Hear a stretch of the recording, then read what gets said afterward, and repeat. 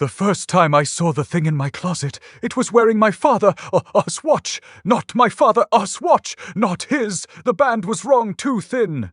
The glass cracked like a spiderweb where the face should be. I'd been a vagabond for 3 months, since the hospital fired me. No pension, no future. Just this too, small apartment smelling of wet wool and regret. Now, at 1:07 a.m., the chill seeped through the thin walls, not the damp cold of rain, but a dry bone. Deep chill that made my teeth click. The closet door stood ajar, a sliver of blackness where the light from the hallway didn't to reach. I de-locked it after the last time.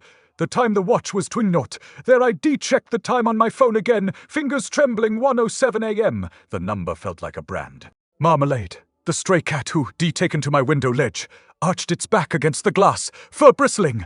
It never came inside, but tonight it stared into my room, not at the closet, through. Its pupils were wide, unblinking. I found it weeks ago, shivering under the bus stop.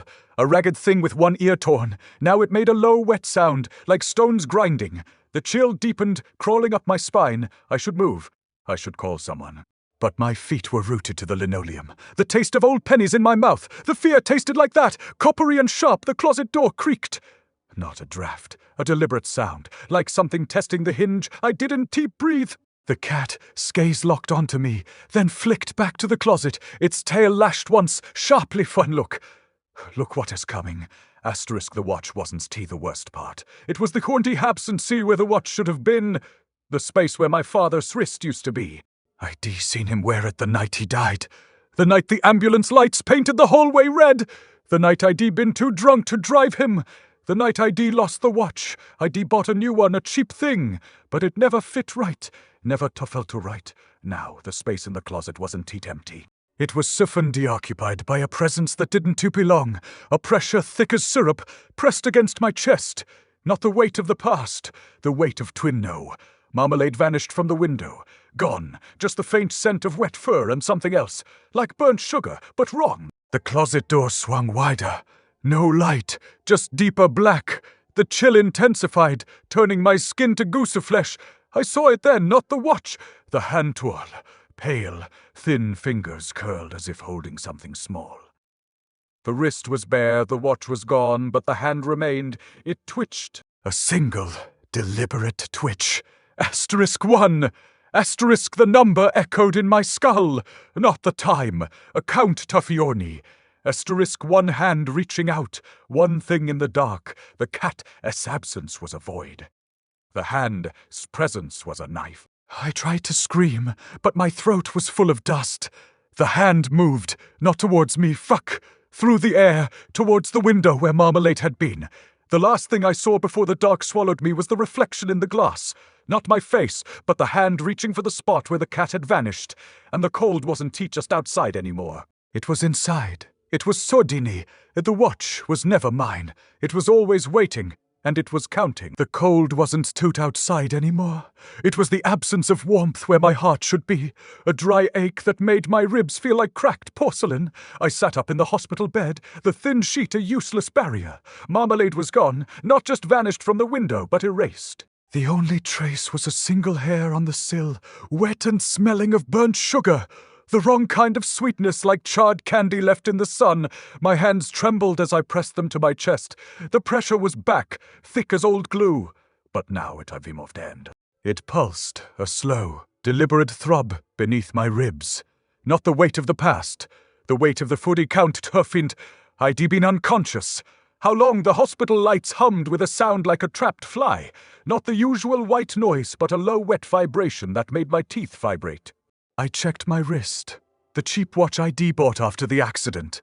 My father's replacement was gone. In its place the skin was cold, unnaturally smooth. The band of the photoreal watch was there, thin as a spider. Thread. The cracked glass face showing the number *2*.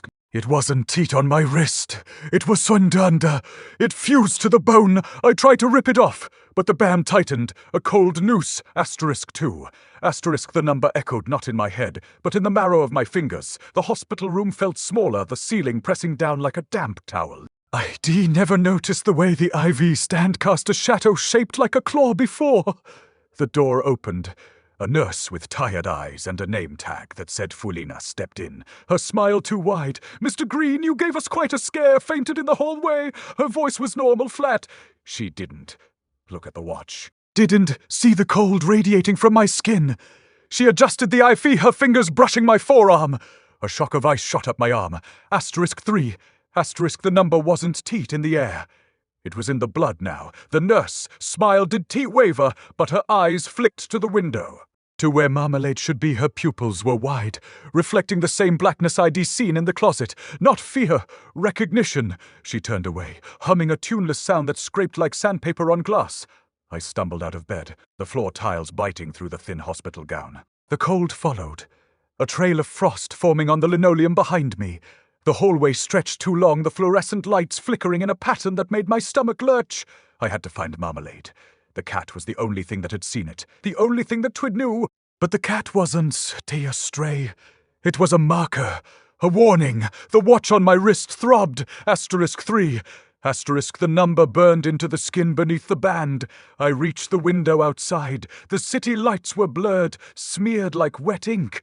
But in the glass, not my reflection, I saw the hand again. Pale fingers curled, reaching not for the window, but further through it, towards the spot where Marmalade had vanished. The hand was counting on the air, its movements slow, deliberate. *3. The hand wasn't teach, just in the closet. It was in the glass. It was in the foodie room. It was in the nursery. Elena stood at the end of the hall, holding a chart. She wasn't looking at it. She was looking at me. Her lips moved, but no sound came out, just the wet vibration of the lights. I saw the watch on her own wrist, not the cheap one, the real one. The cracked glass showed *4. The number wasn't at a time. It was a stepped. The hand in the glass twitched. *4. The cold in my chest expanded, filling my lungs, making each breath feel like swallowing glass. Marmalade wasn't gone. It was the next one. The count was moving through the room, through the people, through the walls. The watch on my wrist wasn't waiting. It was alive. It was counting me. And the number it would show next wasn't in the air. It was already in the blood. *4. The cold wasn't toot outside anymore. It was the only thing left inside. The janitor's fingers tapped the rhythm against the mop bucket 3 times, then 2, then 1, before he noticed me. His eyes were fixed on the tile floor, not my face. The sound wasn't tate-a-tap. It was the dry scrape of a leaf dragging over concrete. The same noise the watch made when it twempulsed under my skin.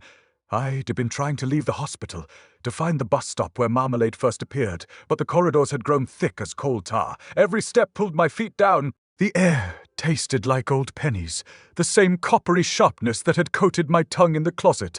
*5. The watch whispered against my bone, not in my head, but in the marrow of my fingers. The janitor's sewn wrist was bare, but his fingers kept counting. For 3:21, in a slow, deliberate cadence, his lips moved silently, forming the numbers. Not a watch, just the count leaking out of him like sweat. I backed into a supply closet, the metal door cold against my palms. The janitor. Shadow stretched down the hall, too long, too thin, its edges bleeding into the walls. I pressed my ear to the door, listening for the wet vibration of the lights, but heard only the janitor's counting. 3, 2, 1. The sound was the same as the cat. Grinding stones, Marmalade. The hair on the sill had smelled of burnt sugar now. The janitor's breath fogged the air with a scent like charred candy. I touched my wrist. The watch was gone. Only the cold remained, a slow leak in my chest. The number *5* was written in frost on the skin beneath the band, spreading like a bruise. The janitor wasn't counting for the watch. He was counting with he. The watch wasn't waiting. It was leaving. The hallway lights flickered, not in pattern, but in rhythm. 3, 2, and *. Each flicker synced with the janitor's count. My own pulse hammered against the cold, a counterpoint to the numbers. *5. The watch had been on my wrist, then on Elena, as now on the janitor's fingers. It wasn't a time, it was a transfer. Couldn't beam the vessel. Now the janitor was the vessel.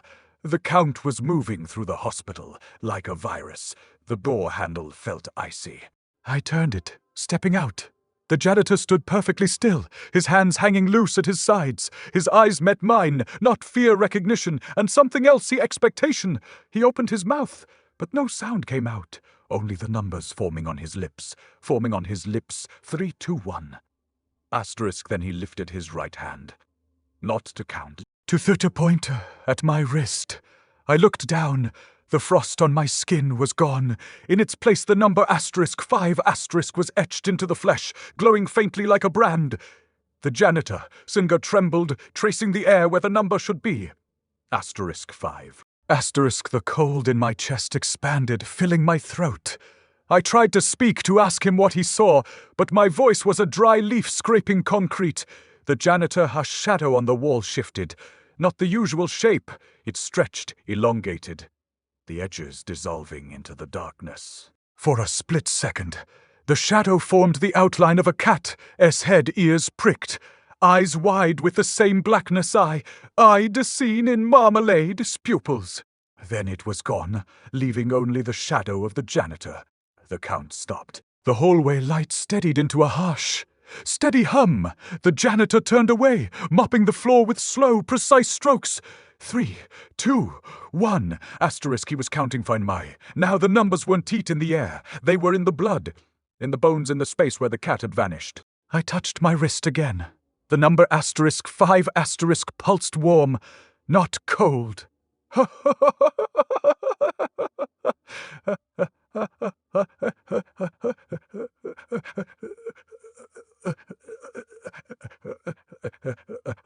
It had just begun. The bus stop smelled of wet ash and burnt sugar. The same wrong sweetness that clung to Marmalade as vanished fur. I stood there, the pavement cold through my thin soles, the air thick with the taste of old pennies and something else. Like the sound of ice cracking underfoot. *6. The number wasn't teat on my wrist anymore. It was in my teeth, a splinter of frost grinding against enamel. The bus engine coughed down the street, not a rumble but a dry, wet vibration that made my fillings ache. 3, 2, 1. The rhythm of the janitor, mopping, the cat grinding stones, the watch, pulse. It all bled into the bus, idle. *6. The count had jumped. It was moving faster now. The bus doors hissed open, revealing not a driver but a shape in the gloom, its outline blurred as if seen through thick, dirty glass. The headlights were dead stars, cold and flat. Marmalade wasn't teat on the bus. It was Sontilit. Oh, what passed for Marmalade? The creature sat on the empty seat, fur matted like wet gravel, but its eyes weren't tea-black. They were voids, deeper than the closet. A shadow reflecting nothing but the bus's dead headlights. It didn't meow. It too shattered, dead. A sound like glass tearing, sharp enough to split my eardrums. *6. The number flared behind my eyes, hot and sudden. I stumbled toward the bus, the pavement sucking at my feet like wet clay. The creature lifted its head, not a cat, not a thing. Its mouth opened, and the sound wasn't teeter meow. It was the fur crack of the watch, face shattering, the exact sound I'd heard in the closet. *6. The number wasn't tea counting, it was tun breathing. I reached the bus door. The air inside smelled of ozone and decay, but wrong, like the scent of a wound left too long in the sun. The creature didn't move, it just stared, those void eyes locking onto mine. I saw the watch on its wrist, not fused to skin. Hushay. The cracked glass face showed *6. The number glowing faintly, pulsing like a slow heartbeat in the deadlight. *6. The same number that was in my teeth. The same number that had been on Elena's wrist, the janitor's fingers. It wasn't tea time. It was a flotille. The bus wasn't tea to bus, it was a vessel, and Marmalade was the first to be marked. The void, eyes blinked, slow, deliberate. *6. The cold in my chest expanded, not into my lungs this time, but through fatward, frosting the bus window into a spiderweb of ice. I saw my own reflection in the ice, a pale face, eyes wide with the same dread I'd felt in the closet, but the reflection wasn't teat mine. The eyes were voids. The mouth was open, shattering. *6. The number wasn't teat on my skin anymore. It was Houdini the glass. It was Houdini the creature. It was Houdini the bus. It was Houdini. The count had stopped being a number. It was a 40 name. *6. The bus doors hissed shut. The engine roared. Not a sound, but a pressure in my skull, a wet tearing deep in my bones. I pressed my palm against the freezing window. Frost spread under my touch, forming the shape of a cat's head, ears pricked, eyes wide with that same blackness. *6. Marmalade's last face. The bus lurched forward, the street blurring into a narrow slit of streetlight and shadow. I didn't run. I couldn't. The cold had moved past my chest. It was in my throat, my eyes, the very air I breathed. *6. The number was waiting for me to see it. It was waiting for me to become. The bus turned the corner. The streetlights flickered, not in rhythm, but in Foy count 2, 3, 2, 1. The sound was the wet vibration of the hospital lights, the janitor mopping, the cat grinding stones. *6. The bus was gone. The bus stop was empty. The pavement where ID stood was frostbitten, etched with the same number. *6. I looked at my hand. The frost was gone. The number was there, glowing faintly on my skin, warm now, like a brand, not cold, futile alive. The watch wasn't counting the room. It was counting the footroom itself. And the next number was already forming in the frost on the pavement. The bus had left, but the count hadn't teat. It was waiting for me to step back onto the street. The street was too narrow. The bus was already coming back. *6. The number pulsed, and the air tasted like wet ash and burnt sugar. I was the next one. The count was inside me now, and it was hungry. The pavement beneath my feet wasn't too cold anymore. It was breathing. A slow, wet inhale that vibrated up through my soles, making the bones in my toes feel loose, ready to crumble. *6. The number wasn't heat on my skin. It was in my blood. It was the sound the bus made when it coughed. A dry scrape like rusted nails dragged over concrete. I pressed my palm flat against the frost-bitten street, the ice yielding under my touch like rotten meat. The pavement tun pulsed, not a heartbeat, a count 6. The bus was gone, but the street itself was now the vessel. The air tasted like old pennies and burnt sugar, thick enough to choke on. I turned toward the alley, the narrowest path home, but the shadows there didn't move. They stretched, elongating like wet paper, swallowing the faint glow of the distant street lamp, not darkness. A furry absentee, the kind that made your eyes ache trying to see nothing. Marmalade's ghost flickered in the alley, a skloom, a smudge of fur, a flash of void, eyes before dissolving into the blackness. It wasn't to watching, it was to watching, it was swindleiving. The count was moving faster now, a frantic rhythm in my temples. 3, 2, 1. The janitor, smopping, the cat grinding stones, the watch shattering, all bleeding into the city. My breath fogged, but the fog smelled of ozone wrong and sharp, like a wound left too long in the sun. I stumbled forward, the alley walls leaning inward, not closing in but sucking, the air from my lungs. The cold wasn't too outside. It was the absence of warmth where my heart should be, a dry ache that made my ribs feel like cracked porcelain. The number flared behind my eyes, hot and sudden, burning the edges of my vision. I saw it then. The pavement was just frostbitten. It was writing the number, etching itself into the concrete with a slow, deliberate scrape like a knife dragging over bone. *6. The bus hadn't left. It had become the street, and I was the next mark. A new bus rumbled down the main road, its headlights dead stars. Not the same bus. This one was smaller, older, the paint peeling like sun-bleached skin. It stopped across the alley, its engine a wet vibration that made the pavement shudder. The doors hissed open, not a driver, not a passenger, just the void, eyes of Marmalade staring out from the gloom inside. The voids pulsed with the same *6 that was now burning in my own chest. The bus wasn't a bus, it was a mirror. The glass showed not my face, but the outline of Marmalade's head, ears pricked, eyes wide with that same blackness. The number *6 glowed faintly in the glass, spreading like frost on a window. *6. The count wasn't moving through people anymore. It was moving through the space between them. The bus doors opened wider, not inviting, the cold demanding.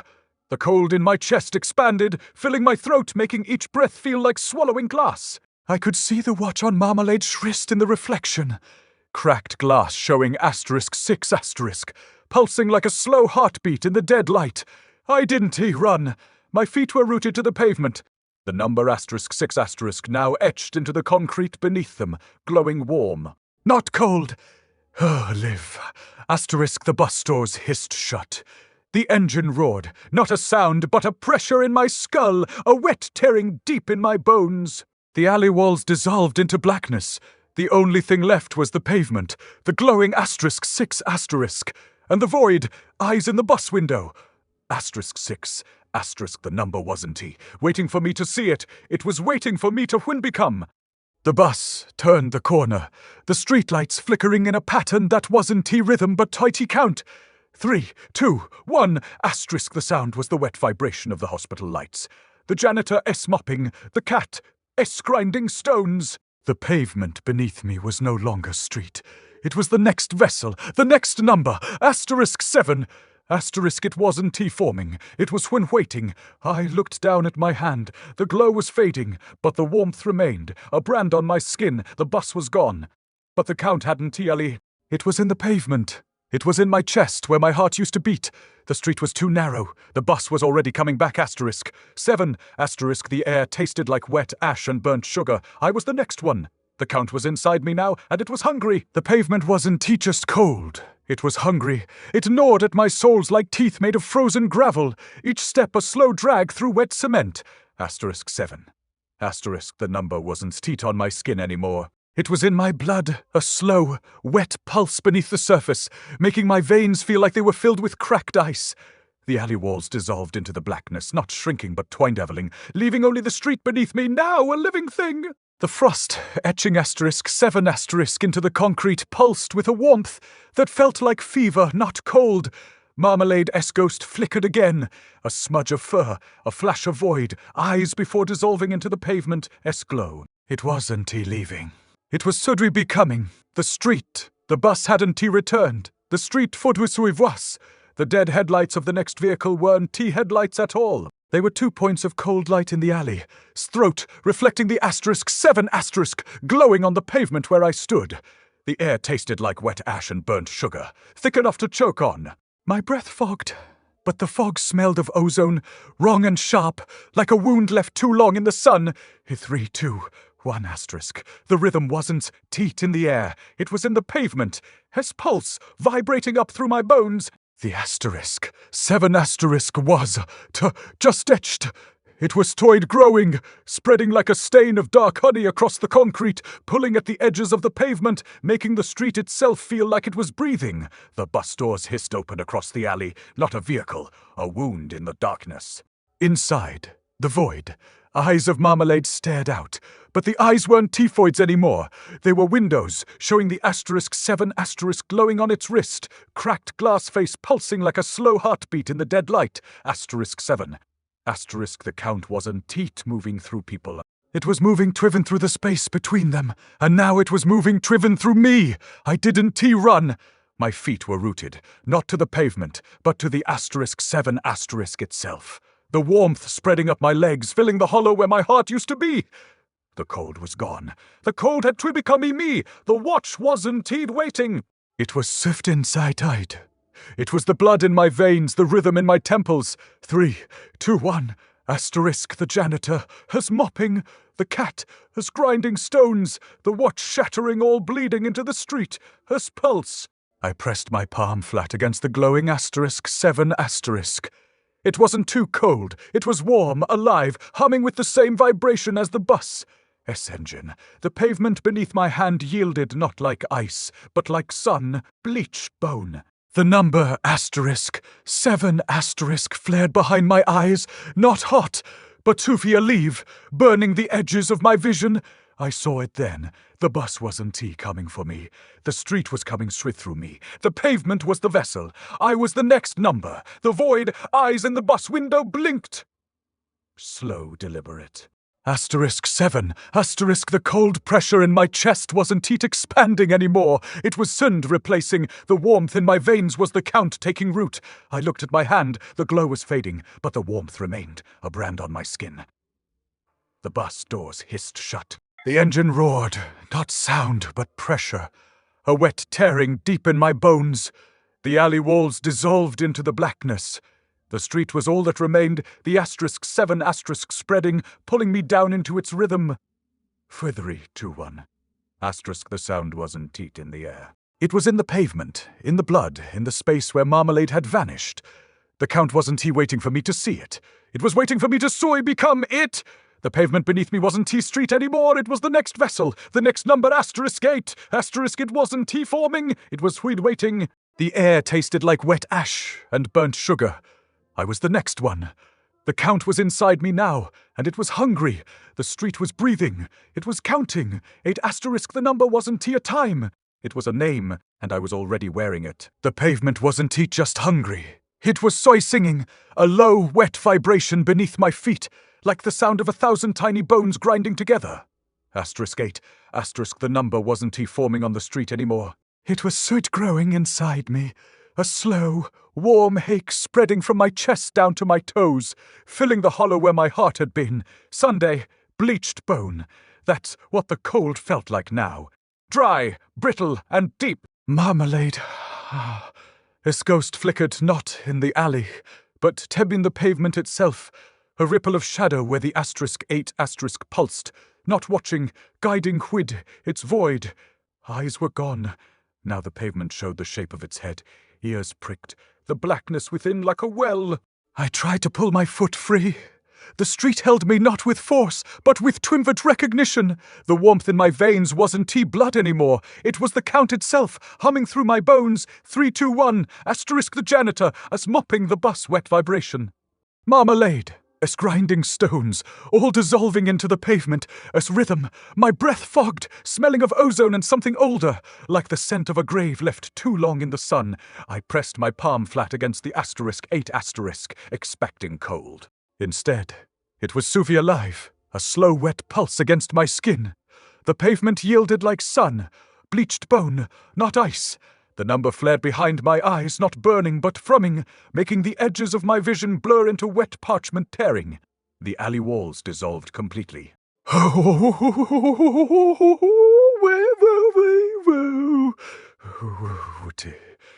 Was the concrete, pulling at the edges of reality.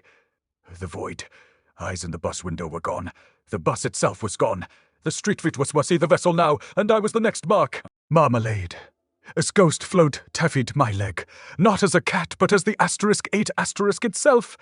Cool, smooth, and utterly empty. It wasn't a memory, it was the shape of the number waiting to be worn. The pavement beneath my bare feet was no longer street. It was the skin of the thing counting. The warmth in my chest wasn't teat expanding. It was Ivy replacing. The dry ache where my heart used to beat was gone, replaced by the fuvand of *8.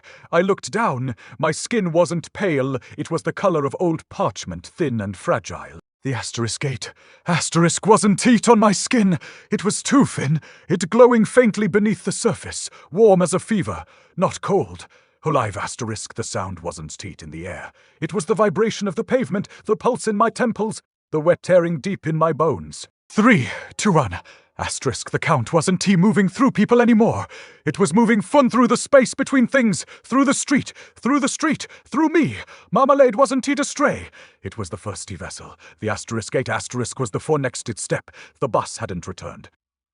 The street had become the bus. The alley had become the waiting room. The pavement pulsed. 8, not a number, a name, a state T. The air tasted like wet ash and burnt sugar, thick enough to choke on, but the taste was wrong, like the sharp, dry scent of sun, bleached bone left in the sun. My fingers trembled, not with fear, but with the slow, wet vibration of the Count. I could feel the *8 in my teeth, a splinter of warmth grinding against enamel. The janitor, as shadow, Elena, as eyes, Marmalade, as voids.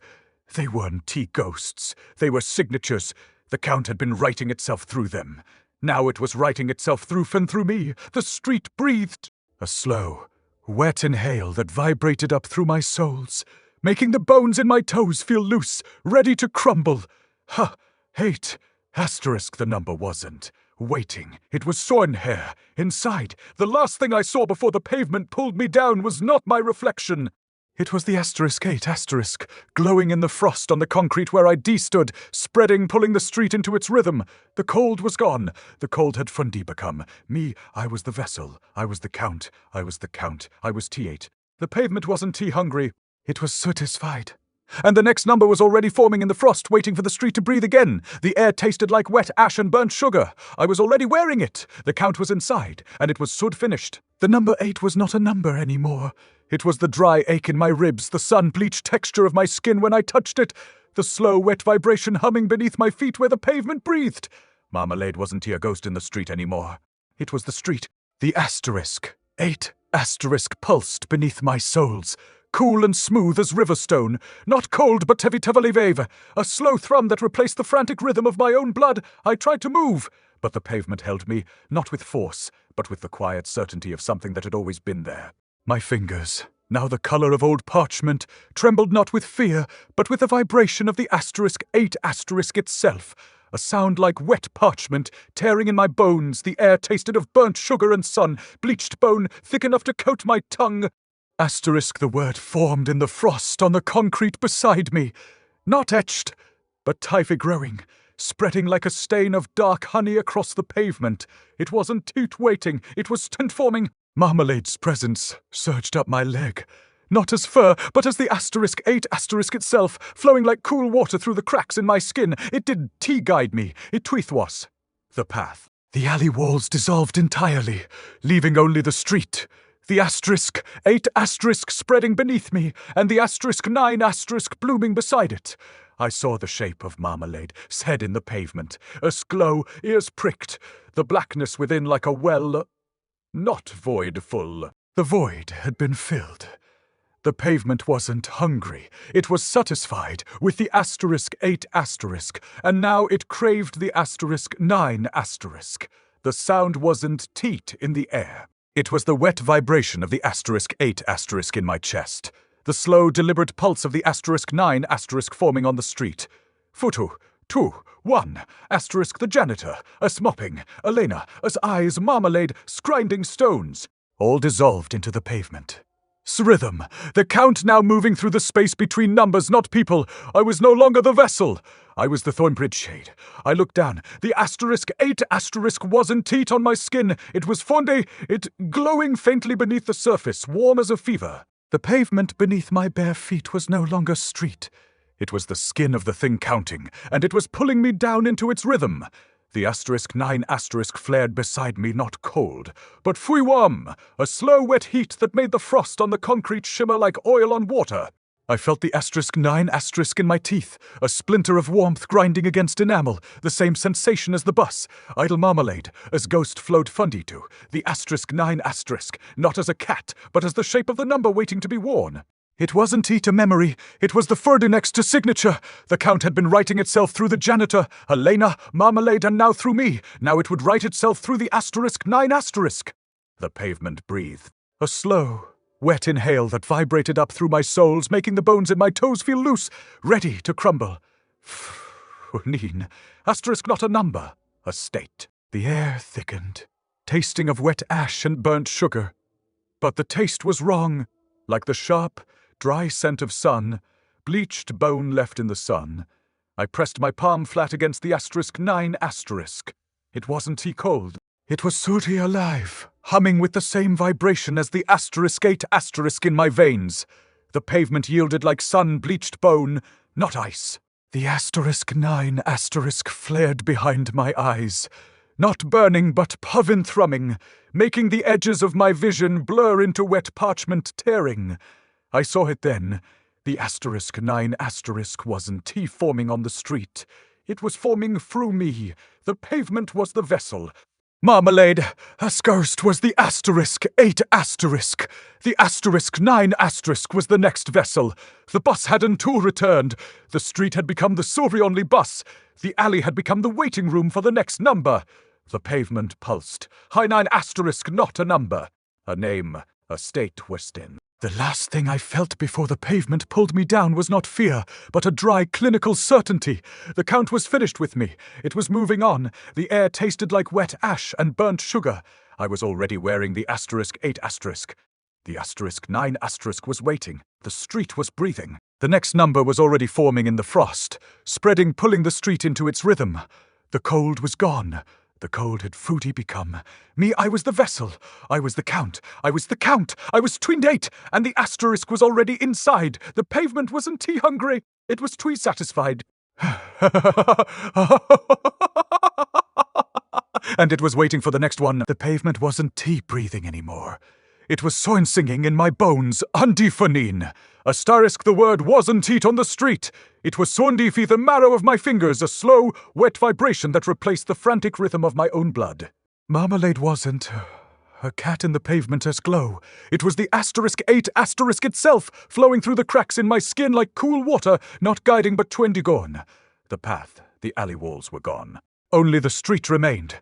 The asterisk 8 asterisk, spreading beneath me like a stain of dark honey, and the asterisk 9 asterisk blooming beside it, no longer forming, but tufi existing porn, warm as a fever against the frost.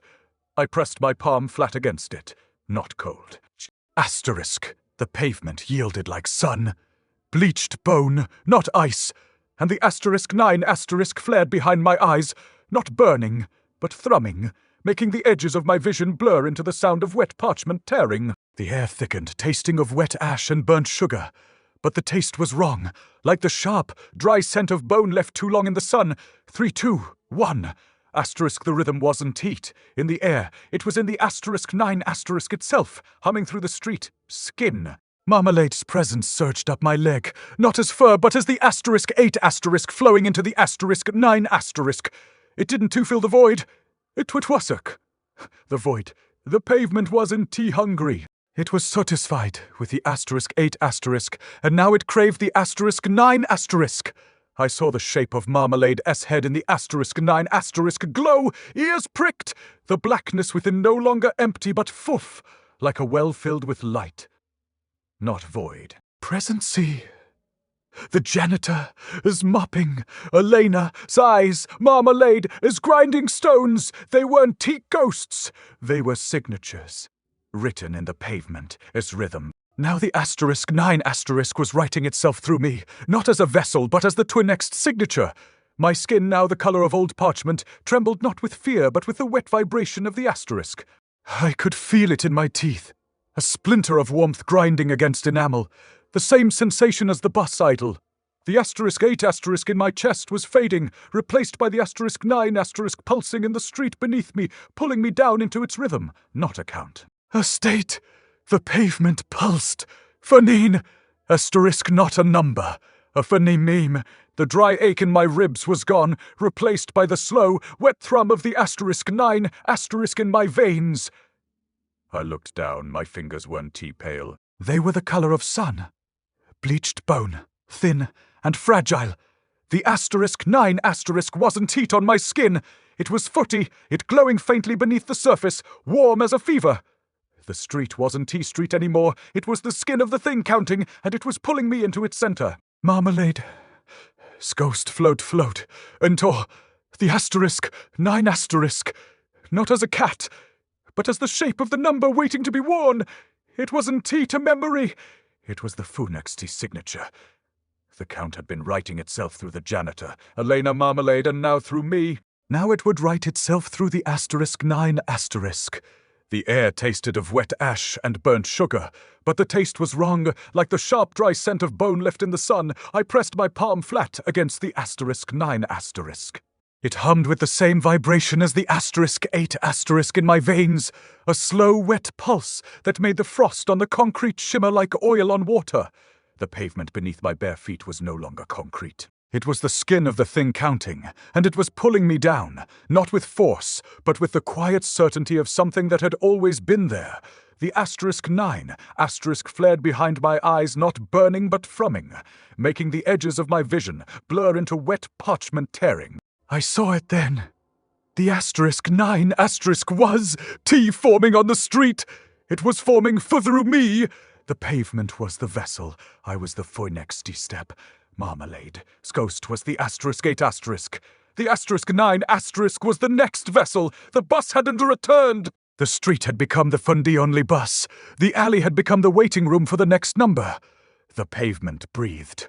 A slow, wet inhale that vibrated up through my soles, making the bones in my toes feel loose, ready to crumble for Neen. Asterisk not a number.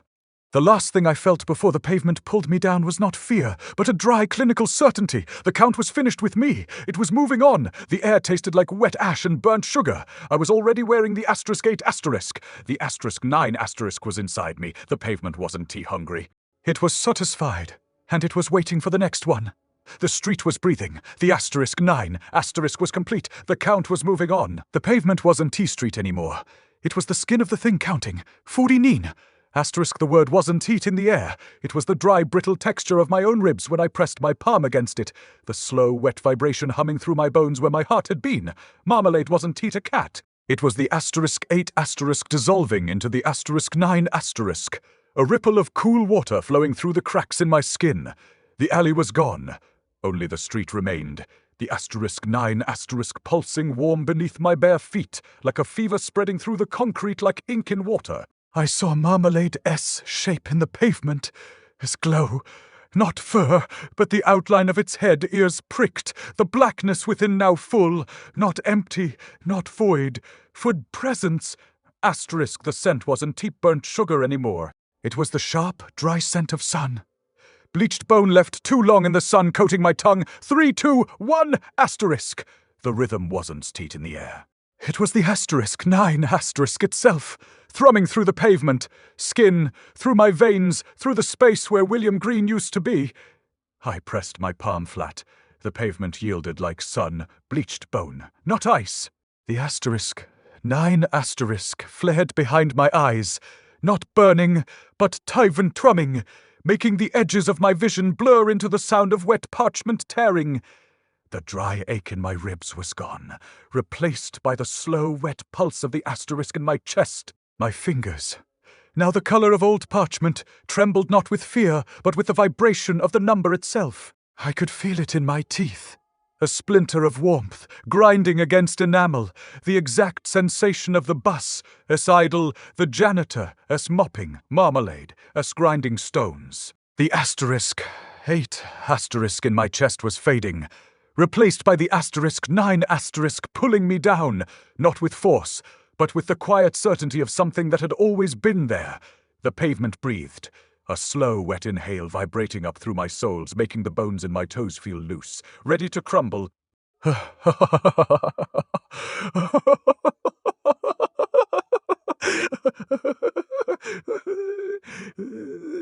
Marmalade's presence surged up my leg, not as a cat, as the asterisk, flowing into the asterisk, 9 asterisk, not filling the void but fully becoming ID. The pavement wasn't tea-hungry. It was satisfied with the asterisk 8 asterisk. And now it craved the asterisk 9 asterisk. The air thickened, tasting of wet ash and burnt sugar, but the taste was wrong, like the sharp, dry scent of bone left in the sun. I saw the shape of Marmalade, his head in the asterisk, 9 asterisk, glow, ears pricked, the blackness within full, like a well filled with light. The janitor, a shadow, Elena, eyes, Marmalade, grinding stones, they weren't tea ghosts. They were signatures written in the pavement. As rhythm, now the asterisk 9 asterisk was writing itself through me, not as a vessel, but as the foot-annexed signature. My skin wasn't pale. It was the color of sun, bleached bone, thin and fragile. The asterisk 9 asterisk wasn't teat on my skin. It was Sundi, it glowing faintly beneath the surface, warm as a fever. The street was no longer concrete. It was the skin of the thing counting, and it was pulling me into its center. The pavement pulsed. Asterisk the last thing I felt before the pavement pulled me down wasn't fear. It was a dry, clinical certainty. The count was finished with me. It was moving on. The air tasted like wet ash and burnt sugar. I was already wearing the asterisk 8 asterisk. The asterisk 9 asterisk was inside me. The pavement wasn't tea-hungry. It was satisfied. And it was waiting. The street was breathing. The asterisk 9 asterisk was complete. The count was moving on. The pavement rippled where Marmalade's shadow had been. The frost on the concrete began to form a new shape, not a number, a frenemy. The air tasted like wet ash and burnt sugar. The count is waiting for the next number.